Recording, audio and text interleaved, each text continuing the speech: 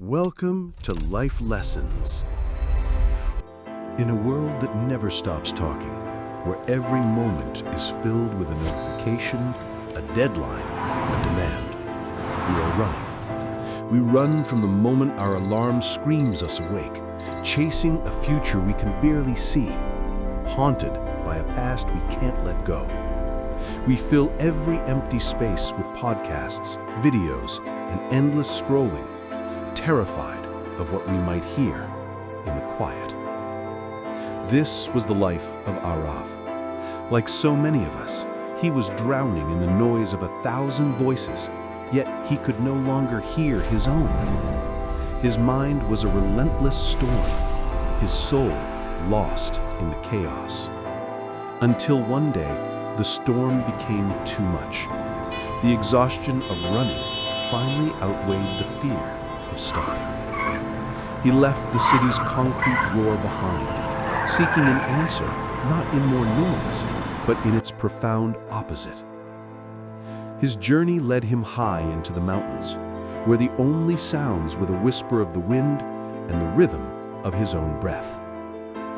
There, beneath the patient gaze of an ancient banyan tree, he found a yogi wrapped in a silence so deep it seemed to hold the world together. Aarav approached.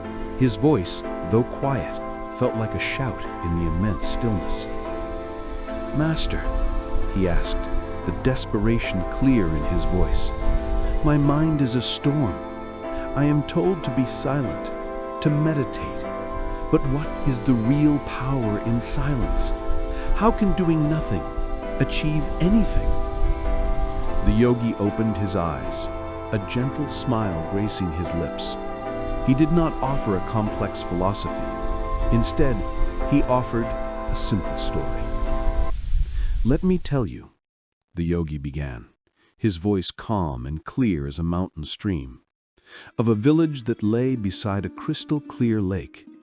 Beside this lake stood an ancient temple, and inside, the village kept its most sacred treasure, a luminous stone, a gift from an ancient king that shone with a gentle inner light. One afternoon, 2 young children, unaware of its value, took the stone from the temple to play. Near the water's edge, it slipped from their grasp and vanished into the depths. When the village discovered the stone was gone, panic erupted.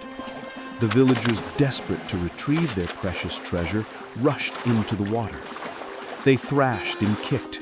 They clawed at the bed lake, sending clouds of mud and silt billowing through the clear water. The more frantically they searched, the murkier the lake became. Their panic clouded the very thing they sought to find. While they thrashed in the murky chaos, a wise old woman of the village came to the water's edge. "Stop," she commanded, her voice cutting through the panic. "Come out of the water, all of you. Do nothing. Simply wait." Hesitantly at first, the villagers obeyed. They climbed onto the shore, their hearts heavy with frustration. They sat in silence. They watched. They waited. As the hours passed, a quiet miracle unfolded. The mud, disturbed by their panic, slowly began to settle. The silt drifted back to the bottom. The water, minute by minute, began to clear. Finally, after a long and patient stillness, the lake was once again a perfect mirror, reflecting the sky above. And there, at the bottom, shining as if it had never been lost, was the luminous stone, its light clearly visible for all to see. The yogi looked at Aarav, whose eyes now held a spark of deep understanding. "Your mind," the yogi continued, "is that lake.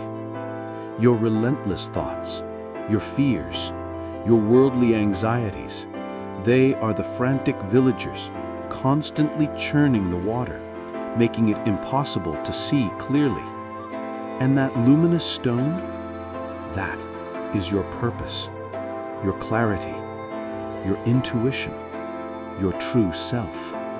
It is always there, waiting patiently at the very core of your being. You cannot find your inner treasure by creating more chaos. You will never see your own reflection in boiling water. The power of silence is not inaction. It is the highest, most potent form of action.